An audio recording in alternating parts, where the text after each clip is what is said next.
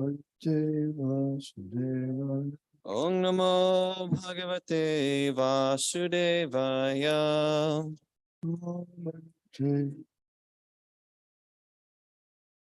Srimad Bhagavatam, Canto 2, Chapter 2, The Lord in the Heart, text number 17.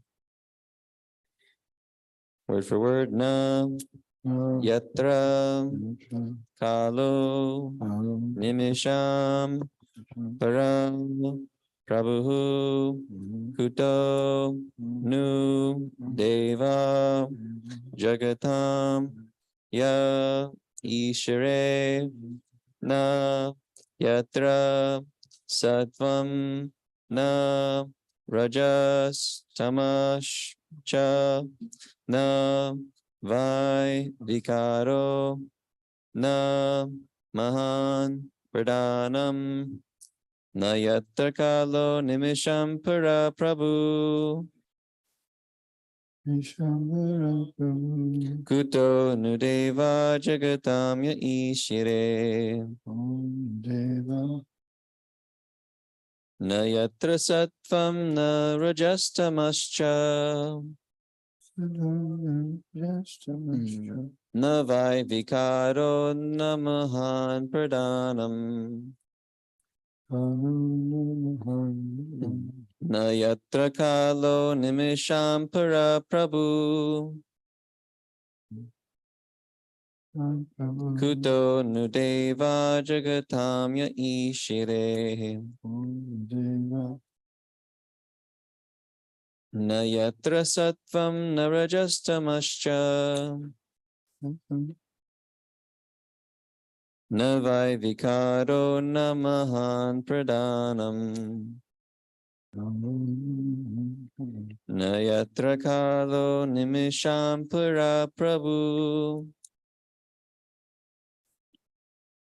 kuto nudeva jagatam ya ishire na yatra sattvam na rajastamascha na vai vikaro na mahan pradhanam Yatra kalo nimisham para Prabhu na yatra kalo nimisham para Prabhu kuto nudeva jagatam ya ishare yatra sattvam narajastamascha vai vikaro namahan pradhanam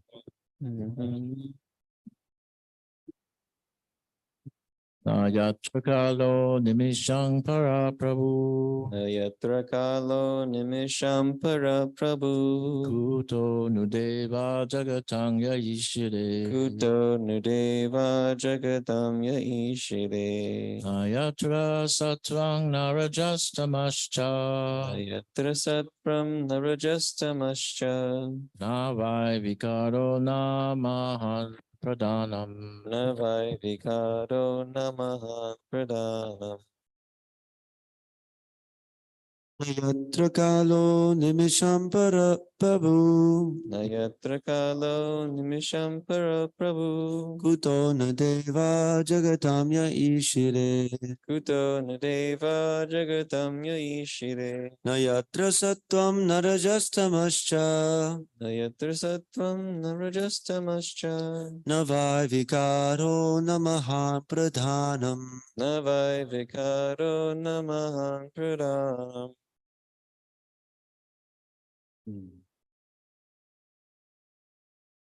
na yatra kalo nimisham para Prabhu na yatra kalo nimisham para Prabhu kuto nudeva jagatam ya ishare kuto nudeva jagatam ya ishire na yatra sattvam narajastamascha na yatra sattvam na rajastamascha na vai vikaro namahan pradhanam na vai vikaro na mahan pradhanam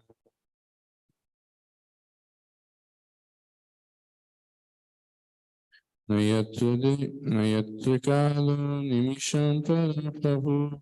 Nayatra kalo nimisham para Prabhu. Kuto nudeva jagatamya ishire. Kuto nudeva jagatamya ishire. Nayatra satvam narajastamascha. Nayatra sattvam narajastamascha. Navai vikaro namahan pradhana. Navai vikaro nama pradana. Nayatra kalo nimisham para Prabhu. Nayatra kalo nimisham para Prabhu. Kuto nudeva jagatam ya ishire. Kuto nudeva jagatamya ishire. Nayatra sattvam narajastamascha. Nayatra sattvam narajastamascha. Navai vikaro namaham pradadhanam. Navai vikaro nama pradana. Nayatro kalo nimisham para prabhu. Prabhu nimisham para Prabhu. Kuto nudeva jagatamya ishare. Kuto nudeva jagatamya ishire. Nayatra sattvam narajastamascha. Nayatra sattvam narajastamascha. Navai vikaro namahan pradana. Navai vikaro namahan pradana.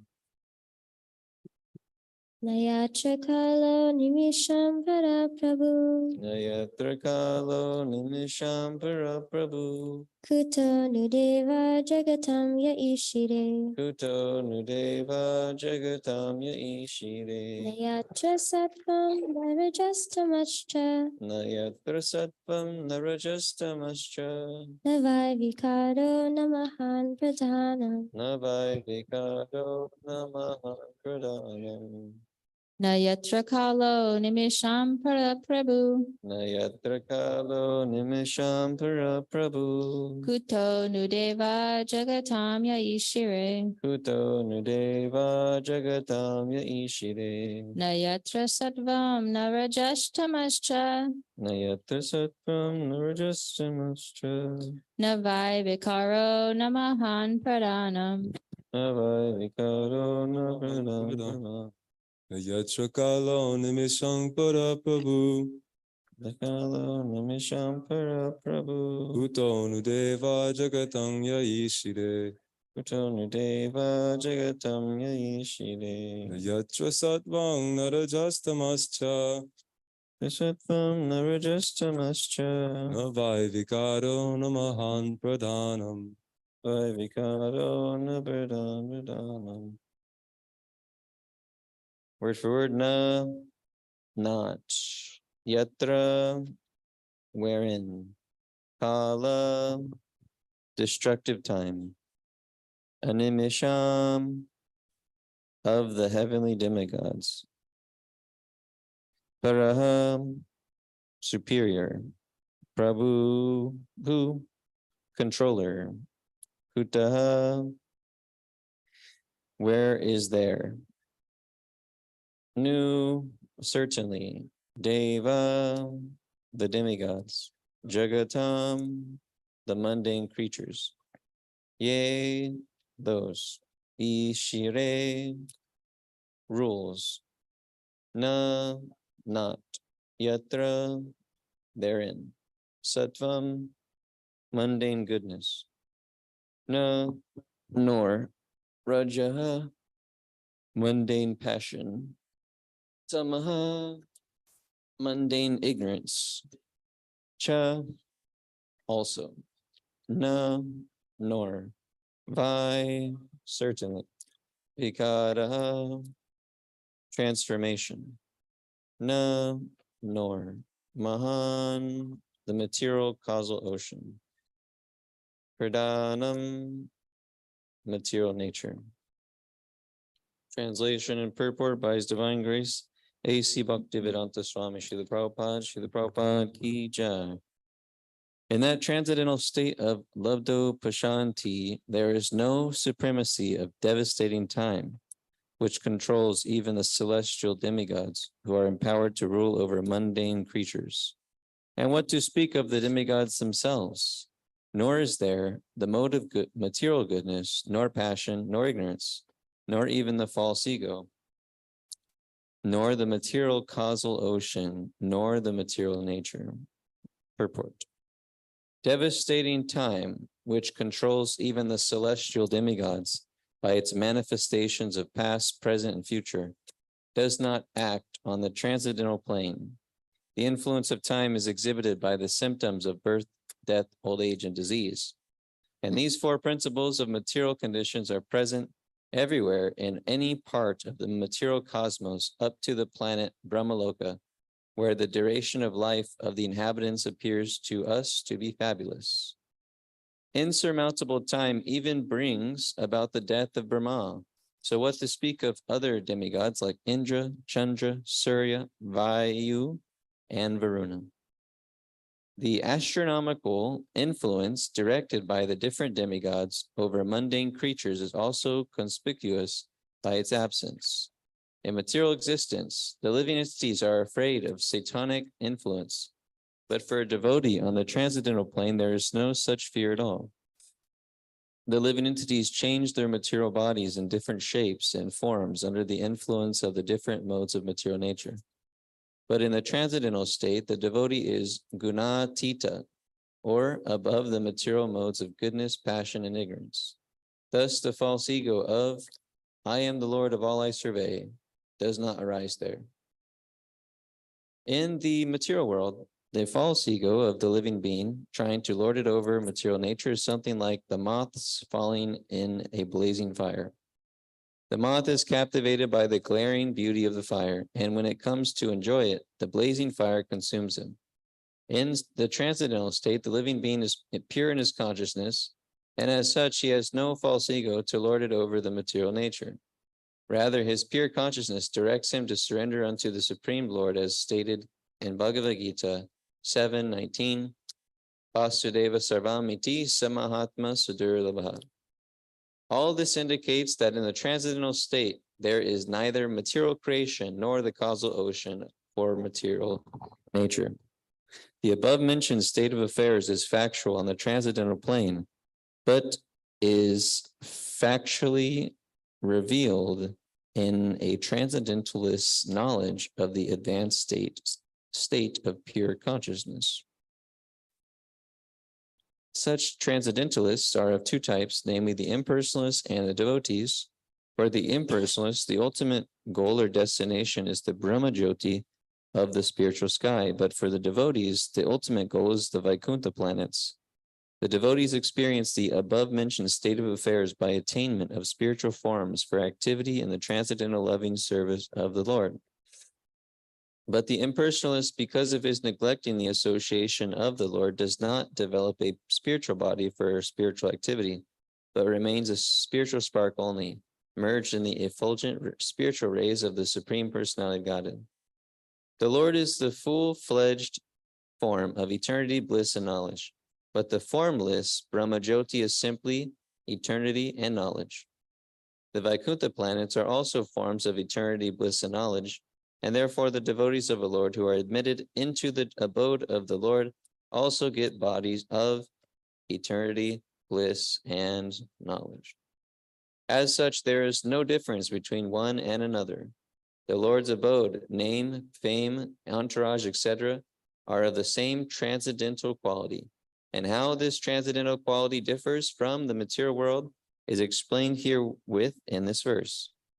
In the Bhagavad Gita, 3 principal subjects have been explained by Lord Sri Krishna, namely Karma Yoga, Jnana Yoga, and Bhakti Yoga. But one can reach the Vaikuntha planets by the practice of Bhakti Yoga only. The other 2 are incompetent in helping one reach the Vaikuntha Lokas, although they can, however, conveniently take one to the effulgent Brahma Jyoti as described above. Om Jnana Timirandasya Jnana Jana Shalakaya Chakshur Malitam Yena Tasmai Shri Guruve Namaha. So the translation repeated.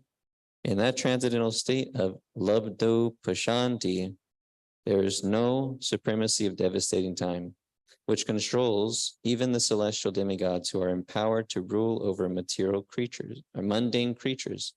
And what to speak of the demigods themselves? Nor is there the mode of material goodness, nor passion, nor ignorance, nor even the false ego, nor the material causal ocean, nor the material nature. So Shukadeva Goswami is continuing to explain the transcendental state. So in this particular verse, we hear about time, the influence of devastating time upon the demigods, and how the material modes of nature and false ego are not present in that transcendental state. So we know that the demigods are able to enjoy time on a level which is more than us. Like 6 months of their time is 1 day. No, hold on a second. 6 months of their time is 1 day for us is 6 months of their time. 1 day for them. One day for them is 6 months of our time. Yes. So their time is extended, but still they do get annihilated at the end of this. At the end of the end of the time of Lord Brahma, everybody gets annihilated. So they also get annihilated too. It's not like they're free from that. So they're not free from the influence of time, although it may seem that they have a long time to live or a long time to enjoy, just like Lord Brahma's time is like that as well, very extended. So we cannot escape this influence of time in the material world, which Prabhupada says it brings about this 4 principles: birth, death, disease, old age. So time is pushing the living entities towards destruction, towards annihilation. So there's no safe position in the material world. Abrahma Bhuvanaloka, as I explained.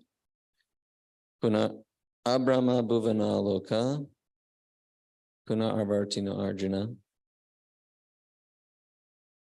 There's more to that verse. But basically, from the highest planet down to the lowest, there's suffering and repeated birth and death, but one who attains Krishna's abode does not come back. So the demigods, they're subject to time, but they're controlling the lower living entities as well, right? They're supplying the necessities of life to all living entities all over the universe. They are controlling various movements of the sun, of the body, etc. So it would seem like they have more power. They do. They have more power than us living creatures that are here on this earth. They have more abilities, they're more intelligent, etc. But still, they are not free from what we are not free from, which is birth and death, the influence of time. So no matter where you are in the material world, the best thing to do is to render service to the Lord, and then you can become free from this influence of time, which is the inevitable suffering that it gives you, that it brings the conditioned living being, whether that's birth or whether that's disease or whether that's death or old age or all its various polarities, still there is suffering caused by time.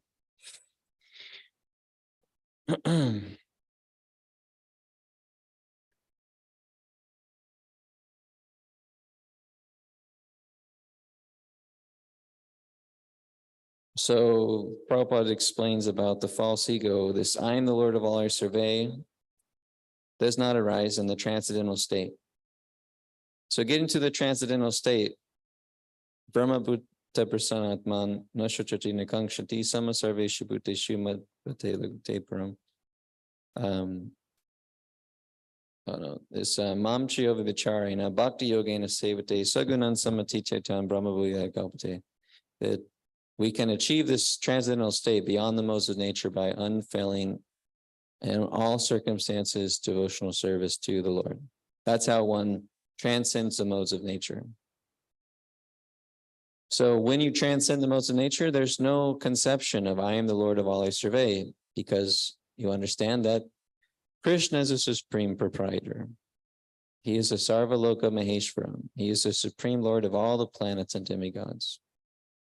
So the demigods survey the various movements of the lower planets.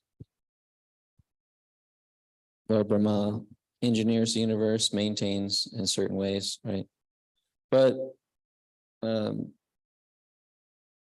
Krishna is that supreme being who is surveying over them. So he is the Lord of everybody, even the demigods. In the material world, the false ego of the living being tries to lord it over the material nature is something like the moths falling in a blazing fire. So this desire to lord it over the material nature, the conditioned living being becomes attracted or captivated by that power, that potential power, you could say, to enjoy. And it is something like this, the moth going into the fire, because it seems very exciting, very beautiful, very captivating, but it ultimately burns you, destroys you. And we see this in the case of great demons like Ravana and Hiranyakashipu. They were so captivated by material wealth, power specifically, but with power comes wealth and other facilities to enjoy. But power, trying to be the Lord of the universe, against and going against the supremacy of Lord Krishna, we see that these demons were ultimately brought down to their death. So we'll see in next week. We'll hear about Ravana's pastimes and how he ultimately, spoiler alert, became destroyed by Lord Ram. And then next month, we'll hear about Hiranyakashipu, because next month we have Nrsingadev Chaturdashi, the appearance of Lord Nrsingadev. And so from this false ego, this desire to enjoy the material world or to become so powerful, it ultimately leads to their death, just like the moth flying into the fire and dying. So what does that look like for lesser demoniac mentalities? For us, it is maybe not as drastic, but wanting to be the Lord or having that conception in our activities ultimately keeps us from devotional service. So then we ultimately, by the influence of time, we die and have to repeat birth and death, old age and disease in our next life. Until we give that conception up and we realize that we are Jivara Swarupa Krishna and Nityadas, that we're a servant of Krishna and we just want to serve Krishna, and that is our prime duty in life. Bahunam Jamanamante, after many births, one will come to this understanding of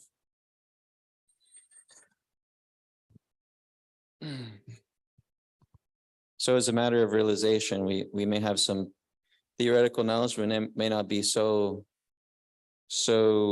we don't even have that vigyan or that realization about it, or we may not have that strong realization or consistent realization that I am only Krishna's servant. I'm not the Lord of all I survey.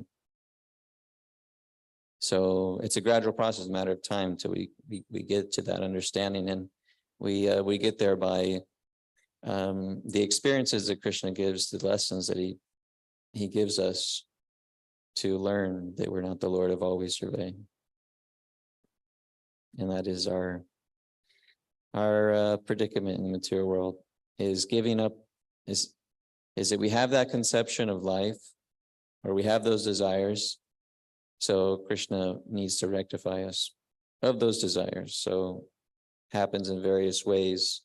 We may be humiliated in different ways, or embarrassed, or we may suffer physical pain or mental anguish, etc. And then we have to turn and take shelter of Krishna.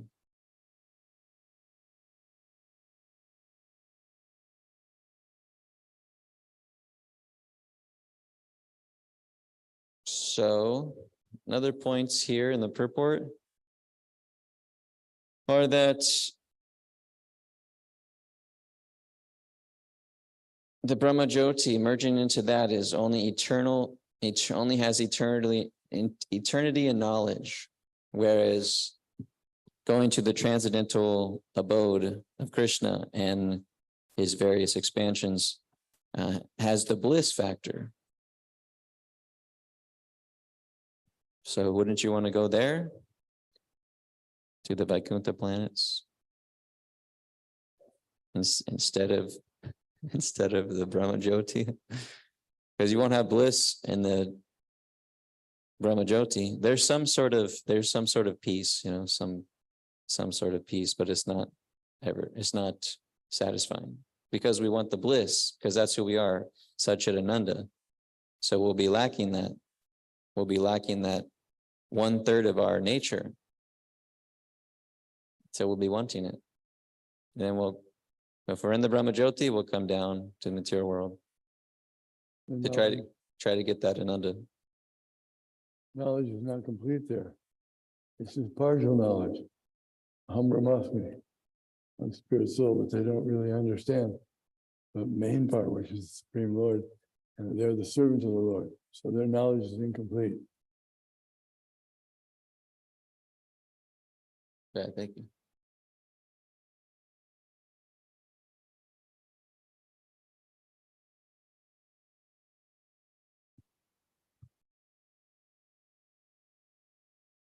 Are there any other comments or questions? Yes, Jagannath.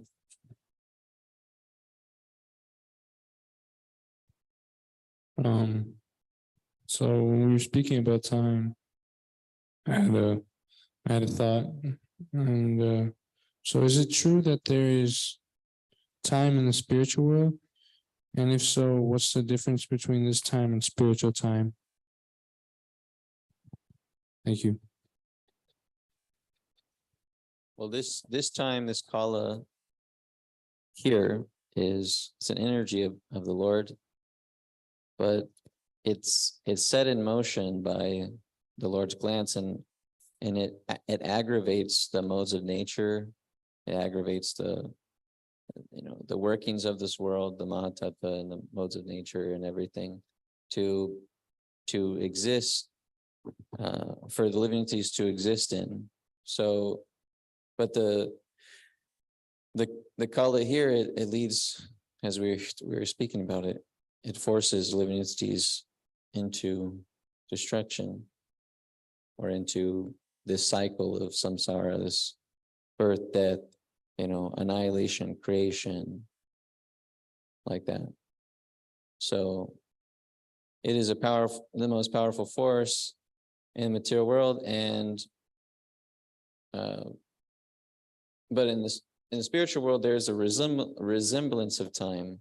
It's not linear time like we have here, but it's a resemblance of it. And time here is a preferred reflection of time in the spiritual world. So there's always the eternal moment in the spiritual world. It's eternal existence. There's no creation. There's no annihilation of it. There's no beginning, no end, no middle. But it's just the eternal present moment. But there's a resemblance of time like we hear of in the pastimes of Krishna. It may look like time here, but it's not like there's a beginning and an end, a linear time where the beginning of something, the creation of it, and then the end or the annihilation of it. Everything there is eternally existing. So one can actually factually realize that even in this world, because in that eternal time, when one is in that transcendental state of consciousness, in that space of eternal time, there's no influence of the other time, meaning that one is sheltered from the influence of time, birth, death, old age, and disease.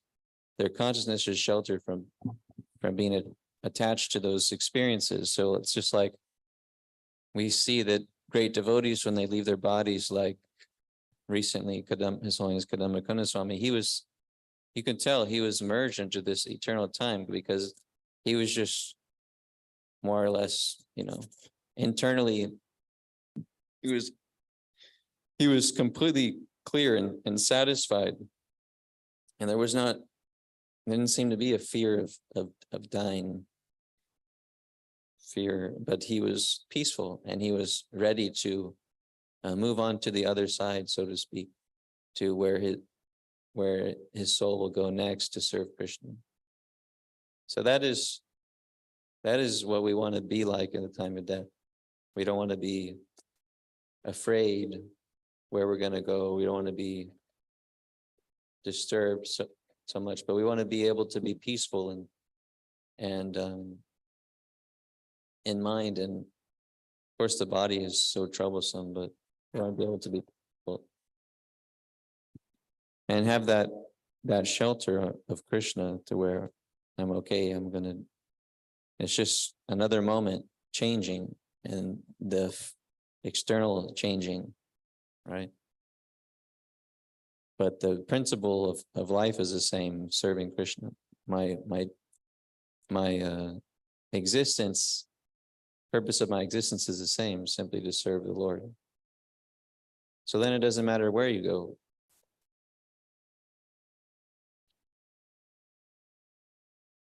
If you have that realization and desire that you just want to serve the Lord.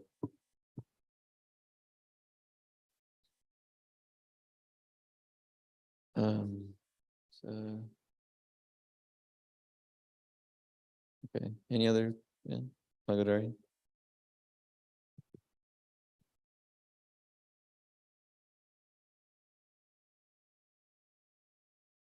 On this point about transcending the modes, we're instructed that we have to cultivate the mode of goodness. But at the same time, we're also instructed that as soon as we do service, then we're beyond the mode of goodness. We're transcendental. So I guess I'm wondering why it still looks like I'm in the mode of ignorance, or if I'm doing service. Well, there's mixed devotional service. You could read about it I think it's in the 3rd canto. Somewhere. I don't remember. You can read about those chapters about mixed devotional service and get a detailed understanding, because this has been asked many times before here. Shishigonitai ki jai.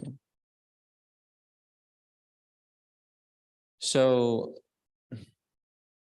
pure devotional service is pure. It's not the problem with devotional service. The problem with us, we're impure.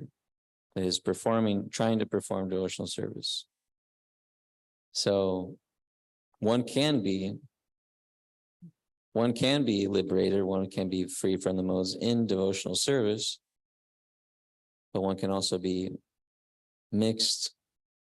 performing mixed devotional service.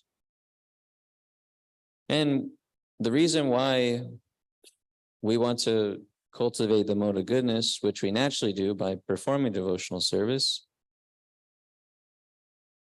is because it's a launch pad to Shuddha Sattva. It's a launch pad to the transcendental state of it's the transcendental state. So I think I gave this example last class I gave or whatever, but it's like a launching pad. So if you're more in the mode of passion and ignorance in general, then you can perform devotional service, but you can't really sustain so well because you're so influenced by the lowest modes of nature. Whereas goodness is almost like pure goodness. So it's a launch pad. It's more conducive to continue to be sustained, to sustain yourself in devotion. It's like, in the mode of goodness, one is more interested in waking up early and going to bed, so they can wake up early, more interested in reflection, more interested in those kind of qualities. One in the mode of ignorance is more interested in darkness and sleep and intoxication and etc. like that. So if you're more in the mode of ignorance, if your general mode is ignorance, then it's very difficult because you still have attraction to those lower mode things. You're still conditioned to them, which is not conducive for the transcendental state. Whereas goodness is, of course, the idea is not just to be good, but to be transcendental. So continue devotional service, and gradually we get out of the modes of nature. Gradually we get out of these lower modes, and we may be very conditioned in these modes of nature. We may be very conditioned to ignorance, very conditioned to passion. But by performing devotional service, by chanting, etc., gradually we get out. By hearing Bhagavatam, the heart becomes more and more clear of these lower modes. Okay, thank you very much. Srimad Bhagavatam ki jai, Srila Prabhupada ki jai, Gaur Premanande, Hari Hari Bol.